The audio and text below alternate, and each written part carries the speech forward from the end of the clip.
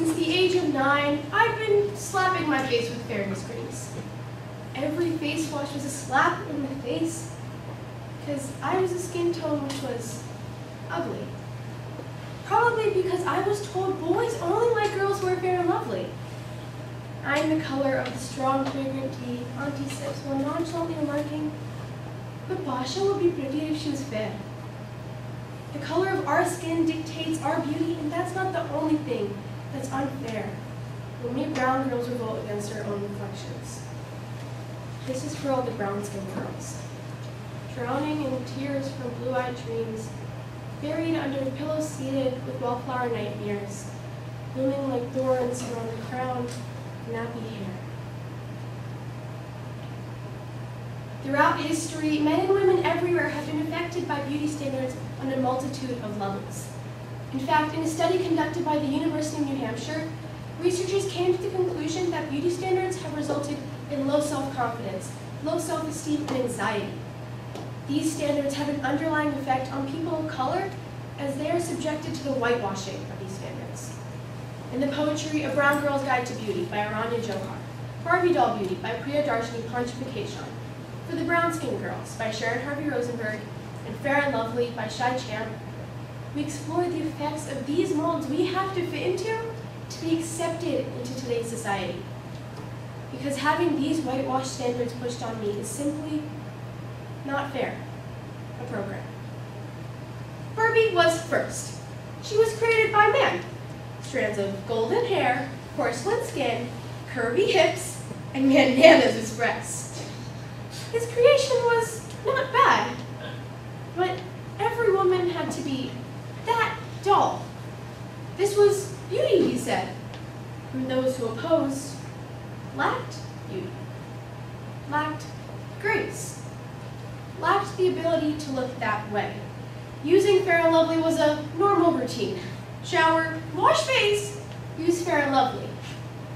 As a kid, I loved the rosy smell of the soft velvety cream. I got a little bit older and really noticed the face on the bottom that turned from brown to white. Stop!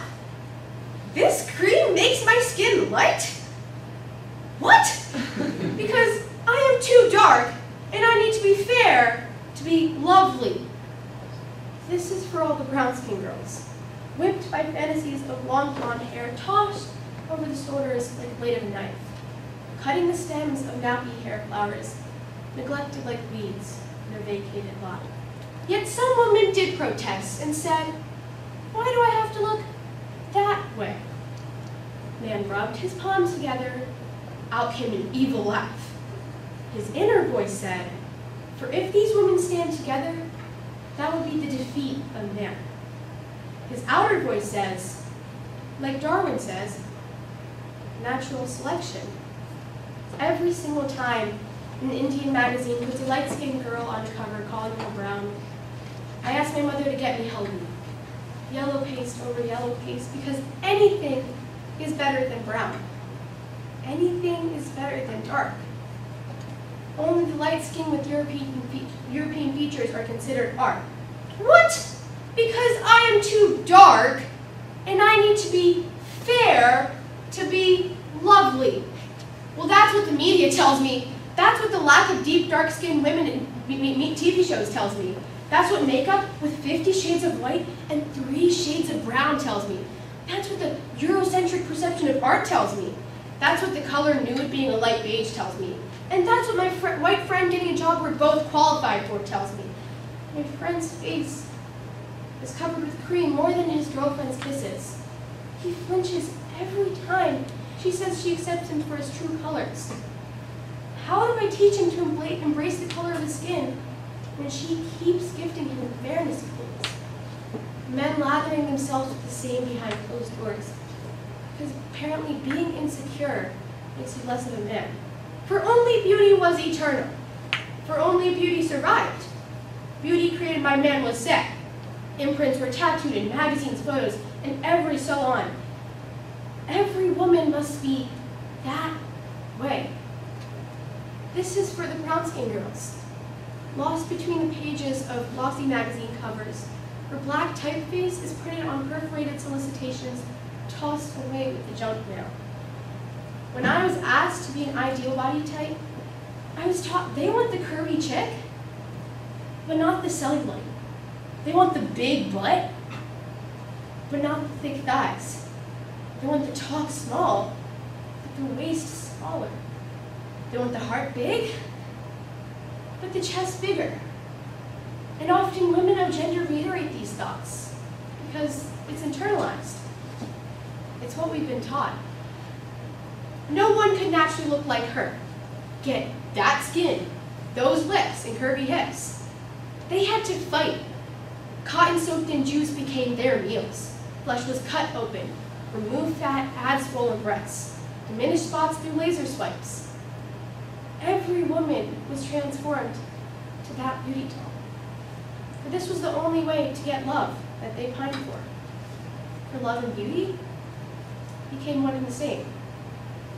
Why wouldn't you want to live a day in the life having any kind of privilege you'd like, of seeing your race widely represented in TV, music, and film, of looking trendy, accessorizing some parts of a culture you've oppressed, of studying about your race as a normal part of the curriculum, of never being constantly reminded of your skin color, and never having to speak on behalf of your entire race, of not being followed around when you go shopping, and never being labeled a terrorist, even if you killed 6 people in a place of worship. No woman has to be a Barbie doll. She is not made using tools and screws. She is not created with pen and ink to change into something she is not. She will stand for who she is. So I asked my mom, instead of looking for grooms who are fair, let's look for grooms who treat people fairly. Because the color of someone's skin isn't what we should consider when we look to marry. Virtues, beliefs, opinions, and decisions scale larger than to stand on the fairness scale. Forget Snow White, say hello to Chocolate Brown. I'll write my own fairy tale. Plump hips or tiny breasts, dark skin or thin lips, and that will be her beauty. For she doesn't need a man to tell her what beauty is. There isn't a single person who isn't pulled apart by these expectations. Brown girls struggling to get the right foundation. Boys constantly doing weight calculations. We're all more than our coloration and body types. Because you and I, we're alike, with the hope of being about to someday love another. In these cut lines for brown-skinned girls, the text is rewritten and photos are reframed with portraits of happy-haired girls smiling, under boldface type, featuring and including brown-skinned cover girls on the table of contents. As your people pay hundreds to obtain our sun-kissed glow, my colored people pay billions to lighten our skin, a tradition passed down to our kids.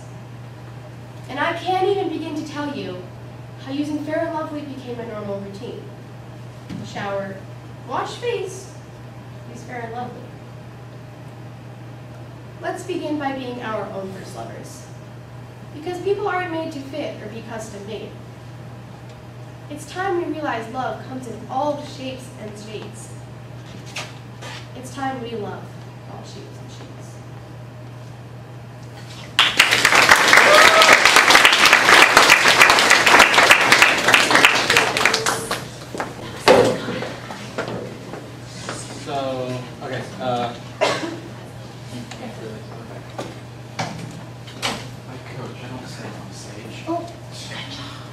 Judge, looks like there is one more. Oh, ballots. Great, thank you. So, there are things that are broken down on the ballot. It's introduction, projection of literature, narrator character creation, visualization, vocal variety, audience and script contact, overall effect. And so I didn't have a ballot, so I broke it down on here. The introduction, I think, sets up the program marvelously. The only thing that I wish ties into vocality, and that's playing the difference of the piece and the intro. This is the only time that we actually get to see you. And so that should be the best you, not this fake, hi everybody, but like the you that connects to that topic, and please love this as much as I do. And I think working on pace and contact with each person will help that get the message get across even more. It's great. Next step. As far as vocal variety, the characters all kind of sit in what I call the middle range of pitch, and then you could have the characters be really, really defined by playing with highs and lows and pace and rhythm. Is there, please correct me, is there a Barbie character? Yeah, a Barbie character, as if she's like trying to be a Barbie, but then just realizes she doesn't have to be. Oh, okay. Yeah, I think that even that character could shift through the piece. Like start with a tone and pitch and rhythm of what she wants to be, and then realize she doesn't have to be as it progresses. I think having that shift will actually keep the audience engaged repeatedly. Every time you shift to a new character, it's something new for us to hear and new for us to see. Because as it went on in the physicality, I started not to be able to distinguish which character we were seeing until there was something in the script that connected to a previous part. And I know I already said this, but in the piece too, sometimes you glide over the audience delivering to us. Instead, connect to one person and say that phrase, switch. One person, say that phrase, switch. Even if you go in practice super slowly, and then it becomes almost not a habit, but an understanding. You are only talking to one person. They are the most important person at that time. Because I'm getting the eye contact coming up and looking at us compared to looking at the binder, I think is well balanced. It's just when you do come up, connect to that person.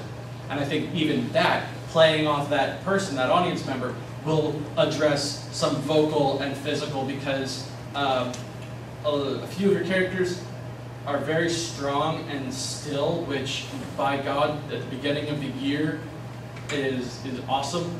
Rather than like shifty or swaying back and forth, having the ability to stand still is fantastic. But I think what's missing is that connection that's pulling you towards that person. And finally, interpretation of literature. It's a great topic, and I think that the poems are intertwined so well that it drives to the climax. Every poem after another builds to that climax. And that's so key and so difficult to do with poetry, because sometimes it's like you go and then repeat and you go and then repeat. It actually, if you found a way to build it one after another, and then it's so well constructed that where you have, instead of finding someone who's fair, find someone who treats me fairly, that line, right at that moment I was like, yes, and it perfectly, and this is so well timed. And as a judge, you sometimes worry oh my God, it's 9 minutes, we haven't even hit the climax yet. Oh my God, please don't go over time. When you hit that, I was like, she's awesome. She's gonna glide through this. It was great. Thank you so much. Questions about poetry? No? I had a question. So you said the poems have to be intertwined? No, they do not have to be. She took the challenge and intertwined them. You could do poem 1, poem 2, poem 3, or 1, 2, 3, 2, 1, 3, however you want to intertwine them. But each poem has to, it's a whole program. It could also be one poem that goes 10 minutes. But no matter what, it still has to lead somewhere. You're looking for it to be an interpretive piece, or it's oral poetry inter. You're looking for it to take the literature, bring it into themselves, and say something with it. And that does not mean it has to be topical, political, social. No, it could be a narrative poem, but you're still looking for their connection to it.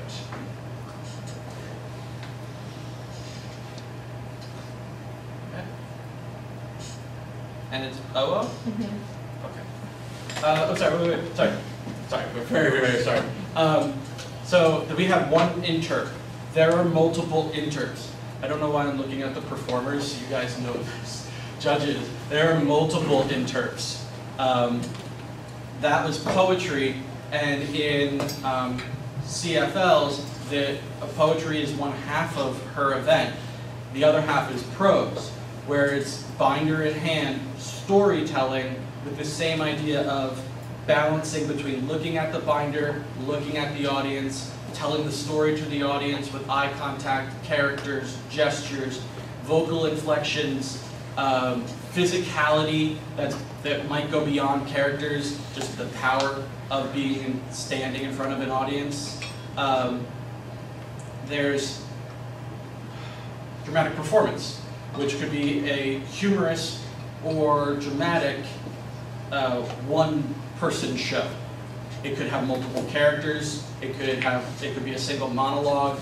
But what you're looking for is there's no binder. You're looking for them to really embody the character or characters they're playing, be able to make you believe they're in an environment other than a Unionville classroom, right? If they're supposed to be walking through the forest and they look up, you believe they're looking at things that aren't actually there. They create the environment.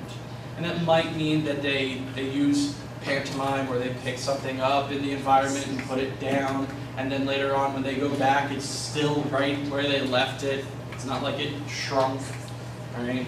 And in humorous, if there are either humorous or dramatic, if there are multiple characters, you're looking for the switch between characters to be smooth and seamless. Some people call it popping, but it doesn't always have to be like that fast. Sometimes an interpretive choice is to look at how you do change characters. And then, am I missing an interp? Duo. Duo interp is two people. And what you're looking for is very similar to dramatic performance. You're looking for environment. You're looking for connection to the literature. What you are also looking for is connection to your partner. And there are rules that kind of make duo very interesting. You are not allowed to touch each other, and you are not allowed to look at each other. So this creates a very interesting interpretation of the literature, where if they're looking, sometimes when they're looking forward and they're talking to the back wall, in the world of the interpretation, they're actually looking at their partner.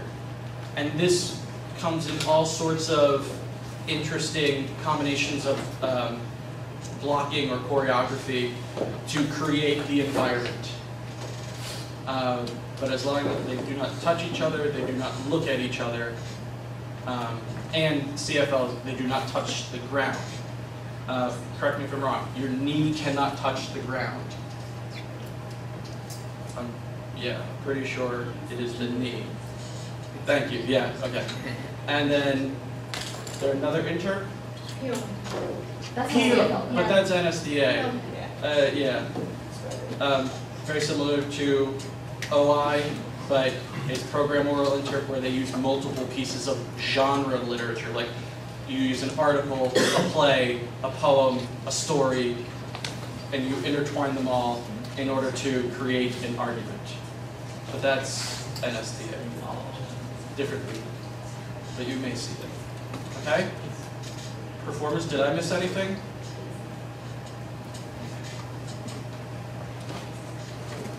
Now, and I'm very sorry. Oh, well.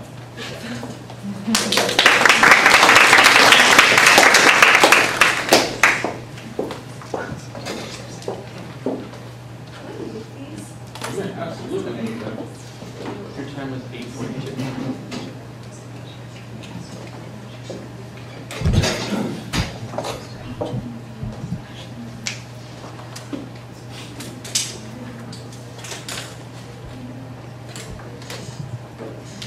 Can I have time signals? Absolutely. Okay. Can I have a 2 at 8, a 1 at 9, and a fist at 10 if I get there? So 2 at 8, 1 at 9, fist at 10. Thank you. On the first day of school, this new girl, I think her name was Anna, showed up to Anna's physics class, and then my economics class, and my statistics class, and my acrobatic miming class. And not only was she getting higher grades in every single class, but she also managed to snake her way into my friend group as well. I mean, I had been the designated mom friend of the group. I kept a notebook that had the times and dates of every single brunch. But this girl literally carried around a 3-inch binder complete with tabs and labels alphabetically ordered. As time went on, I became more and more infuriated that this random girl was coming in and trying to upstage me and my own life. So I decided to put my artistic aptitude to use and write her a poem. It went something like this. Roses are red, violets are blue. Your textbooks have been mysteriously disappearing. Boo-hoo-hoo. Now, was she ever intentionally malicious towards me? Did she try to upstage me at everything on purpose? Possibly, but probably not. So why was I so intent on hating her? And this is precisely my concern. We must rethink our perception of jealousy and rid it of its negative connotation. Because then, and only then, will we be able to stop excusing our hateful actions and start taking responsibility for them. Especially now that social media makes it so easy for us to compare ourselves to one another, it is essential that we learn to accurately express ourselves in order to most efficiently effect change. So today, let's take a look at why we feel jealousy and how it develops such a bad way. Next, we'll discover some common implications of our faulty assumptions.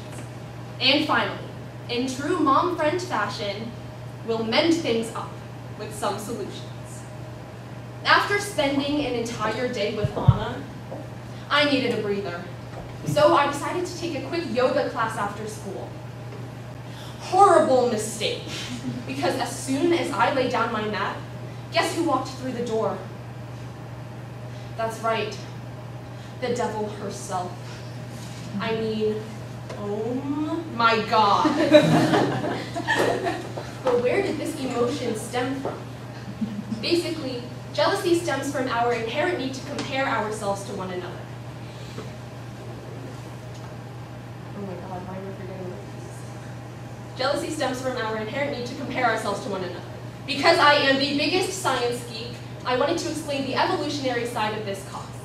Natural selection states that only the fittest survive. Now, if fittest meant that we had to be able to run a mile without passing out, I would be long gone. I mean, the genes just don't run in my family. No one does. But no, jealousy means that we have obtained the traits that helped our ancestors survive for thousands of years. And as Randolph N. Meese, professor of psychiatry at the University of Michigan, sums up, if jealousy lasted throughout natural selection, then chances are it's useful in some capacity. But putting this in the context of this speech, those who felt jealousy and channeled it towards motivation to working harder were more apt to survive. So how did we develop such a negatively warped stigma of jealousy? Well, author and New York Times contributor Charlotte Lieberman compares jealousy to getting bitten by a poisonous snake. Our skin might get all pale and inflamed, or we might break out in hives. But this is our body's way of telling us to do something about the bite. Jealousy works in kind of the same way. When we feel jealous, our body reacts, which is simply an indicator that something's bothering us. but the symptoms are not what should be prioritized in terms of treatment. The poison from the bite is. Let's take a look at a real-life example. Psychology Today details the story of Elliot, who met this girl, Amanda, and was immediately infatuated with her. He started sending flowers to her workplace every day and taking her out for dinner dates regularly. It sounds like the dream, right? But Amanda soon realized that Elliot had become psychotic, that sending her flowers was his way of keeping track of her every move, that whenever she did something not to his liking, he would immediately break out in frightening anger. You see, we're not afraid of receiving generous gifts. We're afraid of the violent tendencies that stem from inherent jealousy. As urban poet and modern philosopher Drake eloquently stated, jealousy is just love and hate at the same time. That doesn't even make sense. I mean, it's paradoxical, right? And besides, what I felt for Anna, 100% hate. Okay, that's like a little extreme, but while my discontent for Anna may be childish, we often overlook the more serious implications of our perception of jealousy. First, we don't look for the root of the problem because we believe that the root is jealousy. As the American Psychological Association reports, nearly 2/3 of couples reported that jealousy caused some amount of trouble in their relationships, occasionally even leading to assault and battery. You see, we even blame abuse in our relationships on jealousy, instead of probing for the deeper issue, whether that's lack of trust or dissonant communication. And this is perfectly exemplified in the case of Sophia and Andrew.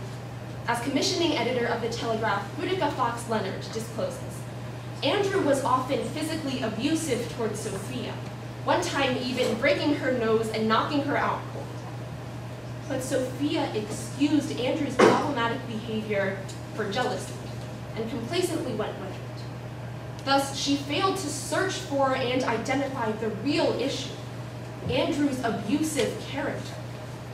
But Sophia's story is not an anomaly, and that's why Fox Leonard reports that only 58% of teenagers report such cases of physical abuse. When we don't actively search for the why behind our jealousy, we end up going through so much more than we should have to. Now let's take a look at the other end of the spectrum. When we view jealousy as inherently evil and try to ignore it in its entirety, we end up missing out on the positive benefits of jealousy as well. As a psychological site exploring your mind explores, jealousy acts as a warning sign when something's a little wonky. Let's take relationships, for example. As biological anthropologist Helen Fisher corroborates, jealousy is a warning sign when something's off in a relationship. But when we stifle these emotions, we don't gain the knowledge that our body is subconsciously trying to tell us. Additionally, jealousy often comes in the form of curiosity. When we see people in our field achieving great levels of success, we wonder what they did to reach that point. But when we suppress these feelings of positive jealousy, we inhibit our own ability to make progress towards similar goals. Thus, it is imperative that we recognize the legitimacy of positive jealousy and act accordingly. So, what can we do about this complicated conundrum? Well, first, we need to address the root of our jealousy. You see, jealousy is not the issue. It's the emotion that we feel because of one. And the first step, identification. Pinpoint which actions trigger your jealousy. Next, association. What umbrella do all of these triggers fall under? For Business Insider contributor Gretchen Rubin, she felt enraged whenever one of her coworkers would talk about her multitude of tropical vacations. It wasn't until later that Rubin realized she only felt these emotions because she too wanted to travel. And finally, action. Do something about your situation.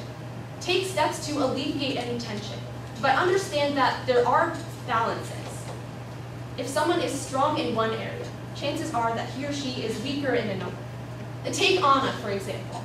She's gorgeous, smart, and unfortunately, actually really nice. But here's something that balances it all out. She calls water ice juice. I mean, that's so weird, right? My point is, it's unreasonable to be jealous of an entire person. Rather, we're only jealous of specific traits of a person. So it's important to be able to distinguish the two. Because then and only then will we be able to recognize jealousy for what it truly is. Motivation. To work harder, to act smarter, to be better. So today, we took a look at some causes, effects, and solutions of this pervasive problem. And at the end of the day, I acknowledge that Anna is pretty much near perfect. In fact, just the other day, she taught me how to mass coupon to the point where the cashier owes me money. Mom friend goals. She even convinced me to whip out my poetic prowess one last time. So here goes nothing. Roses are red, violets are blue. Jealousy still stings. But now, we can power through.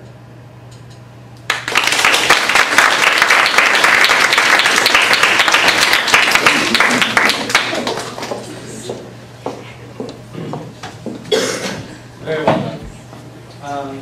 We'll start with the time. You were 10:28. Yeah. Just under the wire. Which brings me to something I didn't say with OI, is that the time limit for these events, except for our next one, is 10 minutes. All of interp and rhetoric, except for one event, is 10 minutes. But Patrick, you said, she went 10:28. Why aren't you yelling at her? Because there's a 30-second grace period. You are actually allowed to go 10 minutes and 30 seconds. If she were to go 2 seconds longer and stop that stopwatch at 10:30, she can get first place. If she went 10:31, she went over the grace period. The only rule is she can't get first. You could give her the 2, but she can't get first. If she goes over the grace period, it does not mean she gets last or is disqualified. I think every performer in here will agree with me that it has happened to us where we go 10:32 and all of a sudden we don't break because we got a 6 from a judge who didn't realize the rule. You did great, everything was great. I was going to give you the 1, but you went 10:32. Give me the 2. But it is up to the judge. It is your discretion. That is the rule. It is your discretion of where you rank them. If you feel that 10:32 should drop them down to 6, that's your discretion. But I would suggest take into account that this is a person who is performing, and especially if they ask for time signals, that means they are gauging it as they go. It's very impressive with what they do. Whereas if they have everything put together and they go, don't get me wrong, if they go 11:30, that's excessive.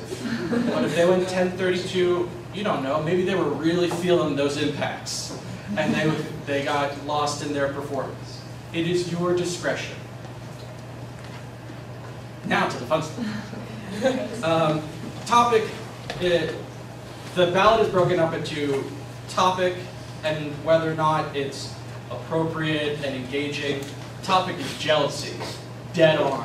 And I even wrote at the end, what a great topic.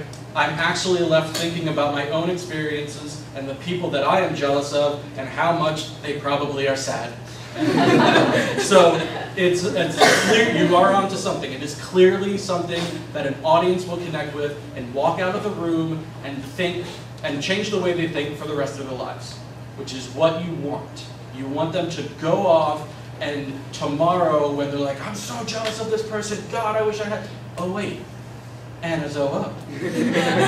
It happens. I still think about OOs that I heard like 3 years ago, and it changes you. So good OOs, the topic should really connect and have a point to the world.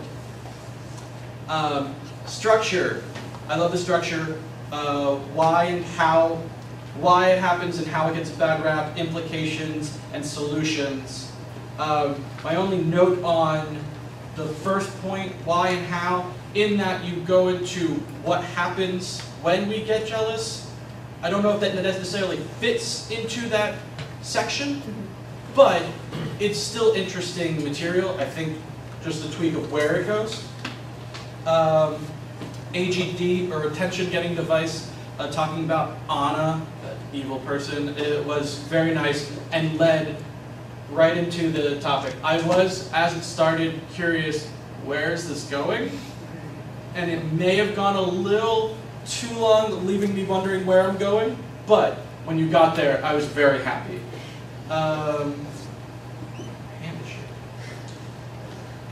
Each section is set up well with the transitions, where you bring up that through line of your connection, your personal connection to the topic, Anna. I thought that was very well. And I thought my favorite one was yoga, because I just thought that was very, very, not surreal, visceral. Like I could see that happening, you know, and oh God, she walked right in. You used your sources really well, you used the statistics really well, and then on top of that, your delivery helped me remember them. The way you emphasized them, the way your pace went through them, it perked up my ears knowing that I'm going to learn something. So the pace was very nice through that.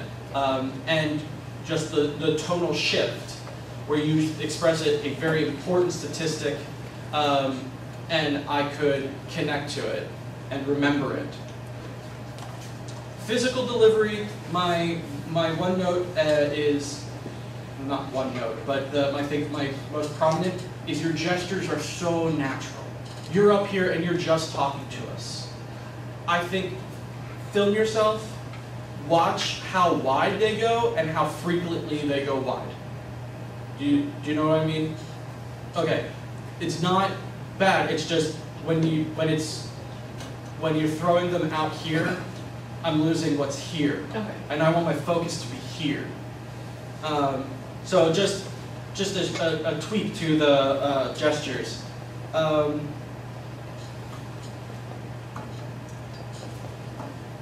We all like lean into people, but sometimes I was finding you like really leaning.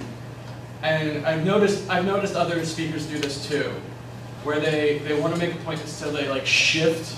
They're like gesturing over here and they feel like they need to be as far away as possible, but just a little bit goes a long way. Eye contact, killer. Each person, I felt like when you looked at that person, they were the one you wanted to talk to most about this piece of information. That was really well done. And then your crosses. So for judges, there's kind of like a structure to when you walk. You want to walk to help your point, but it has to be with a purpose. So there are many speakers where they work on crossing with a purpose. Like there's a reason why I'm walking over here. There's a reason why I'm walking all the way across the room to here. I think you had a wonderful purpose. You looked at somebody on that side of the room. You were drawn to them. Like, you are the most important person I want to talk to right now, and I can't help but come to you. And then over here too. Well done. And then ending with a poem, I felt called back to not the very beginning of your AGD, but little in the middle of the AGD, and I thought that was a really well done piece to pick from your opening. What should I close with that'll connect to my opening? The poem, because I remembered the first one. And then my last note is, I know, informal, but when you were like, oh my God, why am I forgetting my piece? Judges, give them credit. They're up here. It's the first tournament, but she's like hiding. No, and you know this. You know this. I've seen you perform before. You know this. Just encourage them to pause. Nobody knows that you forgot unless you tell us you forgot. Like I would write on the ballot, stand tall, look us dead in the eye, and while in your head you're going, oh my God, oh my God, oh my God, oh my God, you're actually conveying, this is the most dramatic of dramatic pauses. And you own it. But here, it's like, that, I mean, it makes a great example for us to talk about, but still, you did a fantastic job. Thank you so much.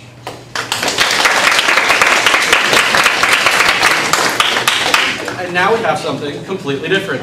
The most exciting event.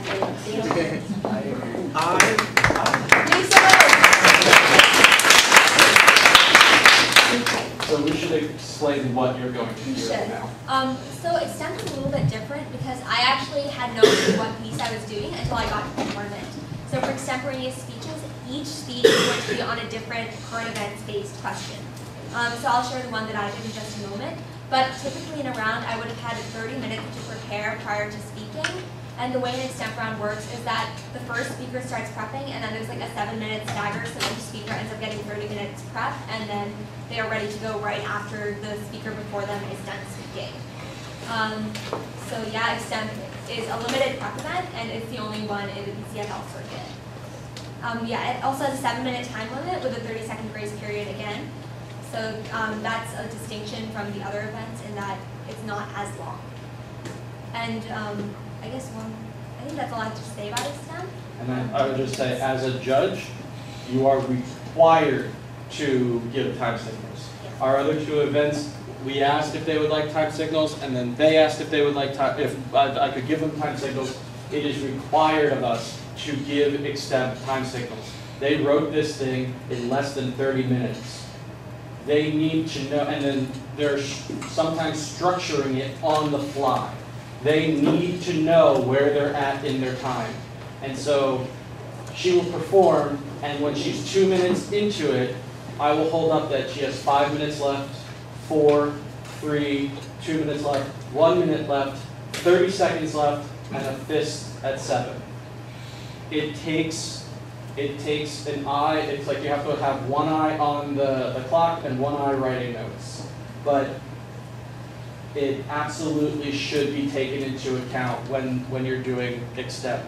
And any event, if they ask for time signals and you fail to give them, like if they ask for a 2 at 8, 1 at 9, and a fist at 10, and you don't give them anything until a fist at 10, that is not their fault. They requested something of you, and you failed to provide it for their performance. You need to take that into account. And if they go 10:32, like we said before, and you fail to give them time signals, you really cannot hold them accountable for that misstep. Now again, if they go 12 minutes, that's a little rough. But for extemp, it's absolutely mandatory. I really can't stress that enough. For someone who coaches extemp, has to happen. I mean, as a competitor, this is the first time I'm actually giving this speech, so if I don't get time signals, I'm really lost. Yeah, so typically it's good practice to share the question with the audience or the judge. So while I don't have a slip, I would have typically given that to the judge, and my question today will be, will new CDC guidelines lead to renewed attention of concussion injuries in youth? And I can repeat that again if the judge finds that necessary. I just want to have it so I can keep looking at it. Lead to new renewed awareness of concussion injuries in youth.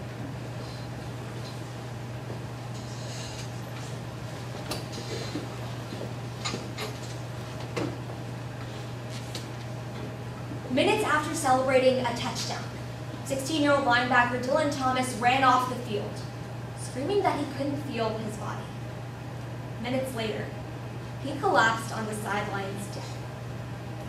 And his death was caused by a series of concussions that came from the sport that he loved so much. But Dylan is not alone in suffering traumatic brain injury, as children across the country face various forms of concussion as a result of athletics. And previously, guidelines on how to treat these injuries didn't exist specifically for children. But as Popular Science explains on September 20th of 2018, a new series of guidelines has been released by the Center for Disease Control that regards specifically how to deal with concussions when it comes to youth. These new guidelines take in cutting-edge research and combine them with previous assumptions to make guidelines on how to prepare concussion treatments and preventions specifically for the developing brains of people under 21.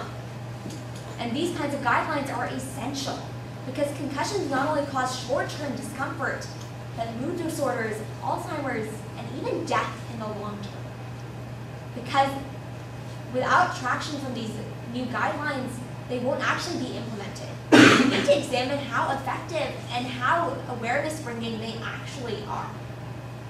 Because 800,000 children suffer from traumatic brain injury each year, it's critical we ask ourselves today's question. Will new CDC guidelines bring renewed awareness to concussion injuries in youth?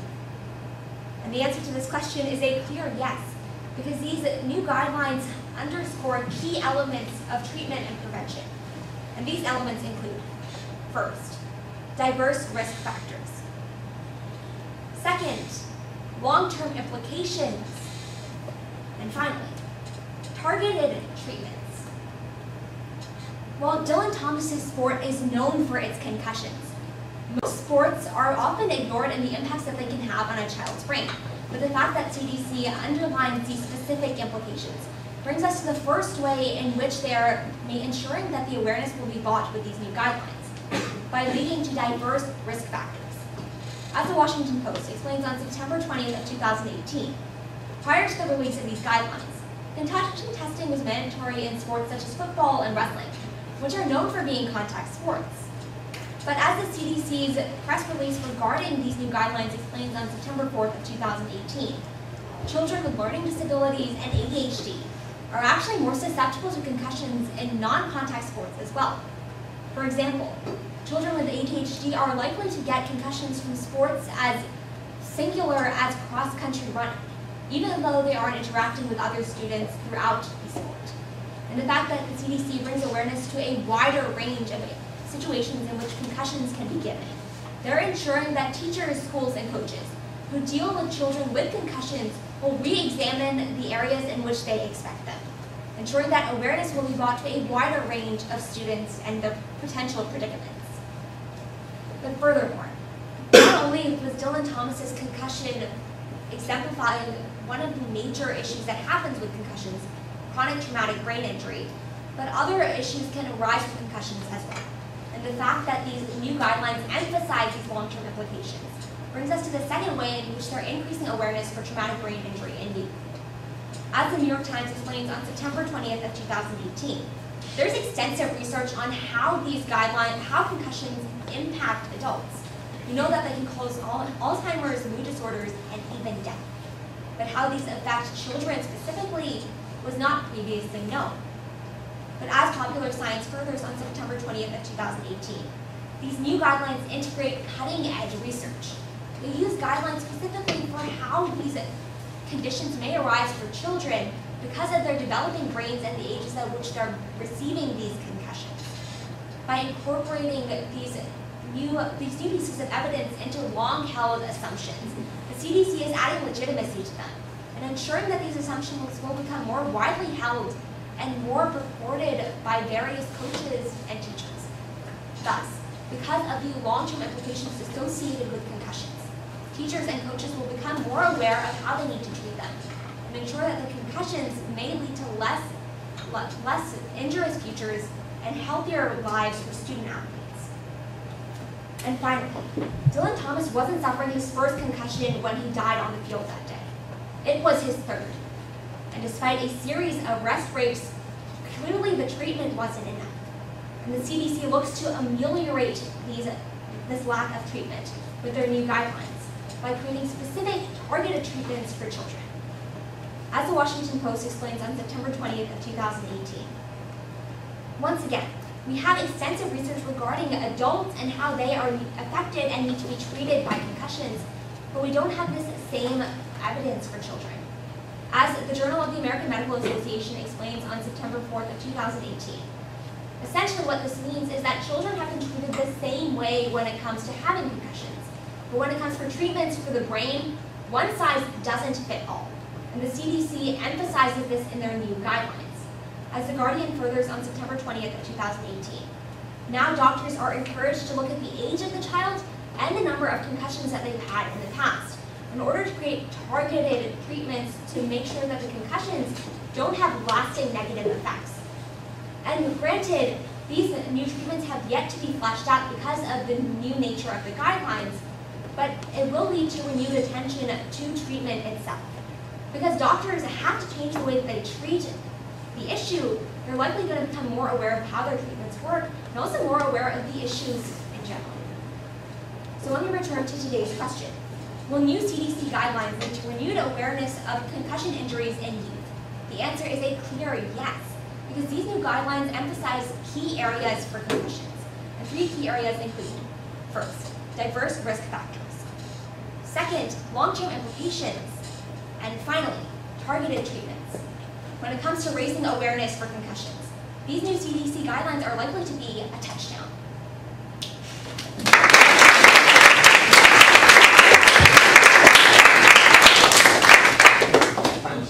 Okay. So with the extent ballot is broken down primarily into structure, content, language, and physical and vocal delivery. So to start with the structure, the question was, will new CDC, oh darn, I didn't write the middle word down. What was it? Guidelines. Guidelines lead to renewed awareness of concussion in youth. And like I like to write down the question as best I can, and then write down their answer, and if they have them, the 3 things they're going to prove that answer with. And I wrote down the fact that you started with Dylan Thomas, and then answer is yes because it will bring these 3 things: diverse risk factors, long-term implications, and targeted treatment. I thought that was a great way of answering that question. It is a difficult-ish question because it doesn't really provide a clear way to go after yes or no. It's like, yes, it will. Thank you very much. And you leave. Like, a lot of questions will be how they will do something or why it will happen. And that gives you a clear, because this, and this. And I like how you answer the question and showed me why it's important or how it will be important. I also write down and I think it was structured really well, going from risk, implication, treatment, and the content. If you can write down, judges, if you can write down their sources, you'll come up with your own like little nicknames for it, like Pop Sci, CDC, NYT, WP for Washington Post, and I thought that was the Journal of American Medicine? Yeah. Awesome, I got it, JAM. And then if you can, write down the date it was from. Not that you're going to cross-check it, it's just really good to see where this information is coming from, because if she referenced something from September 20th, 2014, that really doesn't tie into her answer. But everything is super recent, right around the time where, if you are aware of current events, right around the time that this question became pertinent. Thought your language was really well set up.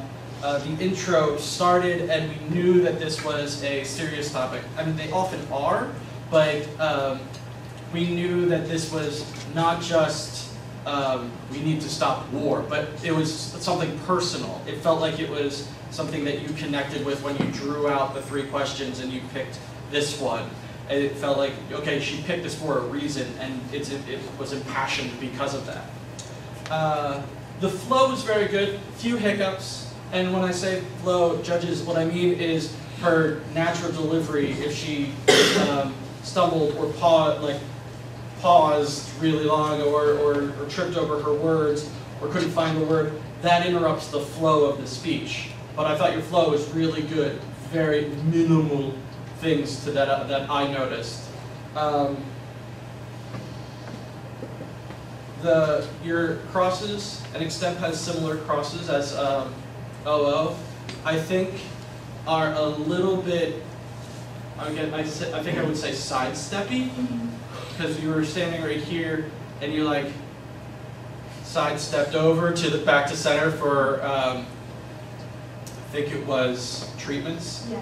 But they were fine crosses. I just want you to, if you just shift your shoulder a bit, keeping eye contact with, because judges a lot of the times, they will be the only ones in the room with you. So where else are they gonna look but at you? And you better get comfortable with them looking at you. But if you just shift your shoulder and keep eye contact with that judge, it shows that, oh, I thought somebody was right there. It'll help you convey that there's a purpose rather than being on a two-dimensional plane. I thought the question was well picked, the delivery was well done, your content was, for me, killer. I know some people would probably say using 2 CDC and 2 pop sci maybe varied, but I thought the way they were used, the cross-country and 800,000 suffer, I thought that was a good use of CDC information. So, very good. Thank you very much.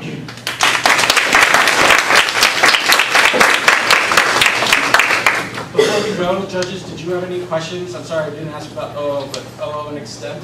Do we have any grace period for this? Yes, there's a 30-second grace period. So when you hold up for 7 and they still are going, they're still fine until they hit 7:30.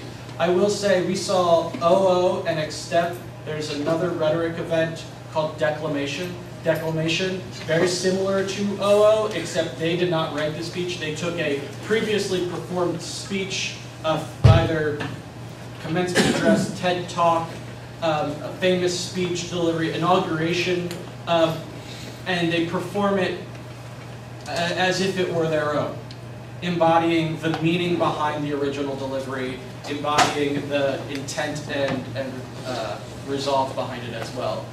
Same with vocal deliveries and physical delivery as well. Any other? What was this? This is 30. 30. So Okay, so for sometimes interp and rhetoric will ask like a 2 at 8, a 1 at 9, a C at 9:30, Okay. and a fist at 10.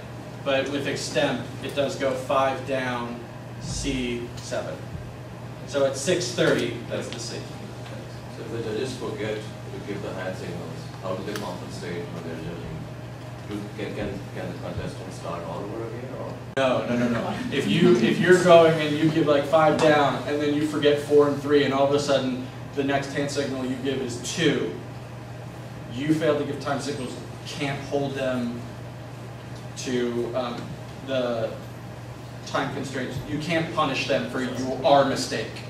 And when you go to tab room and you show them they went 7:35, you tell them that I did not give time signals, and write on the ballot, I'm sorry I did not give time signals. It's making sure that they, when they get the ballot, know they were not punished because of that. So when you write that on the ballot, and when you get the tab to turn in your ballots, you hand them in and you say, this one ran 7:35, but I didn't give time signals. So I found myself needing to like calibrate very differently for the extemp versus Yes. the other ones. And what I was struggling with a little bit was how to evaluate. It was amazing, by the way, but how to evaluate the presentation and style of the delivery with the argument that was made, right? And so whereas with OO and you're looking at sort of the structure and there's time to put that together and work on it. So I was wrestling a little bit with when I'm thinking about evaluating what elements of this I want to focus on.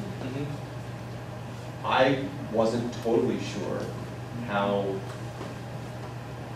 detailed to get in evaluating the actual argument based on, I know it has to be a great argument, it has to be structured, but in my head, I'm just sharing this, I felt that that's nitpicking shit, 30 minutes to work on this, like maybe that's a little bit too much, but you really sort of, that's the challenge, right? Oh yeah. It's I think any extemper would tell you, Judges are nitpicky. Yeah. The only thing that you cannot be is biased of your own Right. political or social beliefs. Right. You have to go in there and evaluate them on, did they prove their answer? So that's how I always look at their argument. That's why I write down the question and their answer and their 3 points, so that I can see, first, did you stick to those 3 points, or at the end of the speech you changed targeted treatments to, you know, going to Disney World? Like, it's not, Right. you changed it. Right. Although that would be a great point. As long as they keep that, they're good there. Also, did their point actually address the question? The thing that you want to watch out for, and sorry, extempers, I'm going to tell on you, there are some, not many, but some, that will change the question to fit what they want to talk about. So they will say, we're going to talk about the CDC and the renewed interest in youth concussions, and then what they actually talk about kind of shifts the question just a little bit. So you always have to make sure that they are answering the question they are given, not the question that they want to have been given. And as far as delivery versus argument, it is a balance. I personally, it is a judge's personal thing. I look at it as, is your argument fully there, and is your delivery natural? Because it can be a wonderful oh with crosses and gestures and like inflection, but if the argument's not there, you're not doing it so. So it's a balance between content and delivery, very much so. So again, in extempo, that was excellent, and I have a couple of questions. So can they include their own personal connections if they have, say, like for example, concussions, if they have in the past seen someone going through that, or if they had experienced it, so would you say like including some examples of that sort is okay, or just it's totally objective? They can include that. Just like I'm an English teacher, so I'm reading a paper and I read about your experience with concussion. That does not have the same weight or gravitas as evidence studied from an empirical study. I feel like personal examples are fine, bless you, but they're not as compelling for an argument. Sure, I mean, in the way of working on a pathos, pathetic argument, yes, it is. It's stirring emotion in you. But where in the argument should that fall? Intro? May I jump in on that? Absolutely, you may. Yeah, typically extempers reserve personal examples for the AGD, Thank you. Yeah, or they will include them in transitions, but it usually doesn't make up the crux of any single point. Yes, Okay. which is what I was foolishly trying to get to. Yeah, they should reserve them. Introduction, conclusion, transitions, to make their key points. Can you talk about personal stories in oratories though? Personal stories in oratory are different. They're not like they are in extemp. Personal stories in oratory are frequently used, especially as a way to show an implication and how it can personally affect a life. Anna used it in her AGD and her conclusion and her transitions. Did you have one in your implications? I took it out a couple days ago. You took it out? Okay. But she did at one point, and that would be fine. It still should tie into, it should not stand alone, right? Because, again, your beliefs and your experience is one thing, but if it's supported, it's better. Thank you, because that's a very important difference to make in rhetoric, when they should be used. Okay? All right, judges, if you have other questions, I'll stick around before round one, but competitors, why don't you get going and warm up?